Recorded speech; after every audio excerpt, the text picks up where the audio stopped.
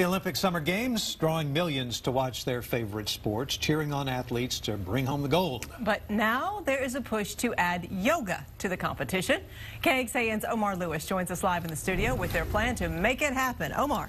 Good evening, Leslie and Robert. There's folks on both sides of the fence here. Those who want yoga to become an Olympic sport and others who only see it as a way to find their inner zen. There's already national and international competitions taking place, but now the push is to bring the downward dog to the big stage. Lift your elbows high, up and It's an exercise that can mean more than just the moves. Yoga saved my life. This one's called Om Pose. And for other yoga enthusiasts, that different meaning involves competition.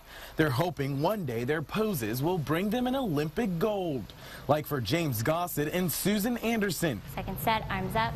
Who compete against thousands from across the world, where their moves are scored and judged. Like gymnastics, on their precision, their technique, their exact form, and even that element of grace. Given 3 minutes to show their best moves, James Gossett won third in the nation and then went on to place 7th in the world. Step out. An experience he says brought him out of his comfort zone. We can all do postures in the yoga studio and pull them off pretty perfectly, but once you get into that setting, it does add a level of pressure. press your leg high. It's a pressure that to some goes against what yoga stands for. And it's about mindfulness. It's about awareness.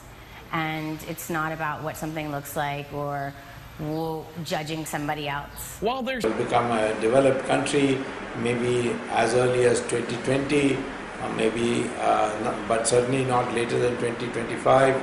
So in your generation, at the peak of your career, you will be citizens of a country which will be the world's #1 global power, country that can give others thinking. Today I saw on television that a number of Americans have asked the Olympic Committee to include yoga as an item of sport in the Olympic Games. Now, surprisingly, India has never owned up this and proudly proposed this.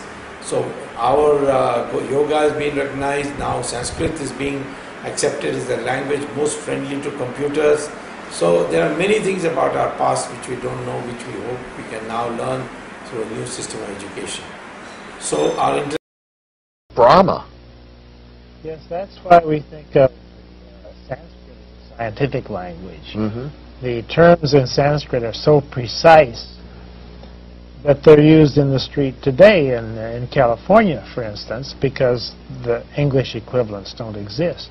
There are many, many words in Sanskrit that describe states of consciousness. States of consciousness, thinking, mentality. There are other languages that have feelings in them, but Sanskrit has precision for thought and consciousness. And metaphysics. And metaphysics, yes. And science cosmology. itself. Now you've translated the... Please recognize today that today I'm speaking to you in English. English is an international language, we must learn it. But over the coming years, you will find increasingly the West starting to use Sanskrit as a language for many of its purposes. One purpose is artificial intelligence. For computers today, NASA has declared that ultimate goal will be to store knowledge in the language of Sanskrit, because it is the one language where words have precise meaning and the Devanagari script is very precise in pronunciation. And in 50 years from now, Sanskrit will become like the old days German and French used to be, a compulsory language for learning. Our identity is Sanskrit. And Sanskrit words are there in every language. I've repeatedly said Tamil has got 41% of the words are from Sanskrit. Even Mr. Karunanidhi's name is Sanskrit. Karunanidhi.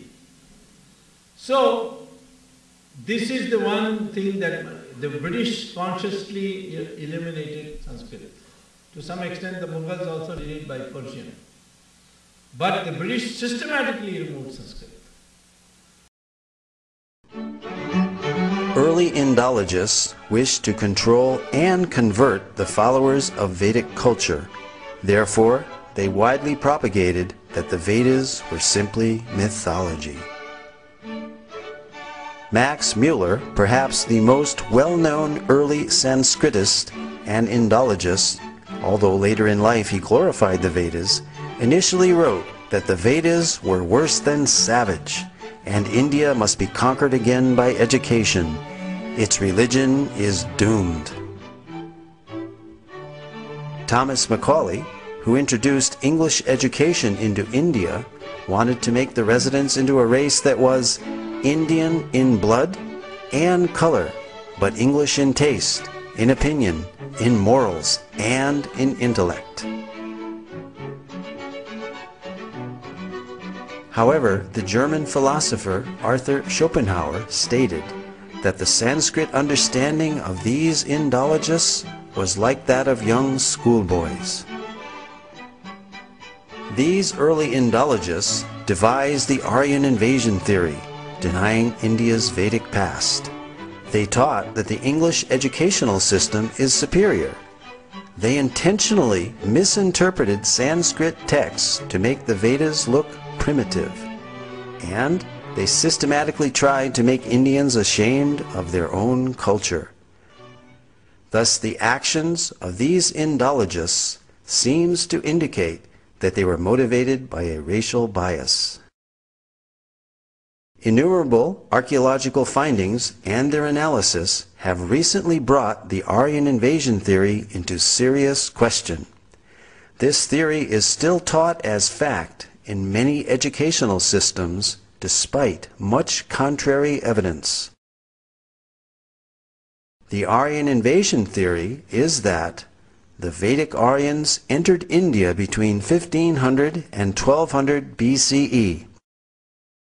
They conquered the native Dravidian culture by virtue of their superiority due to their horses and iron weapons. They imported the Vedic culture and its literatures. This Aryan invasion theory, however, deprives the inhabitants of India of their Vedic heritage. The wealth of their culture came from foreign soil. The Aryan invasion theory raises an interesting dilemma called Frawley's paradox. On the one hand, we have the vast Vedic literature without any archaeological finds associated with them. And on the other hand, we have 2,500 archaeological sites from the Indus-Saraswat civilization without any literature associated with them. A preponderance of contemporary evidence now seems to indicate that these are one and the same cultures. This certainly eliminates this paradox and makes perfect sense to an unbiased researcher.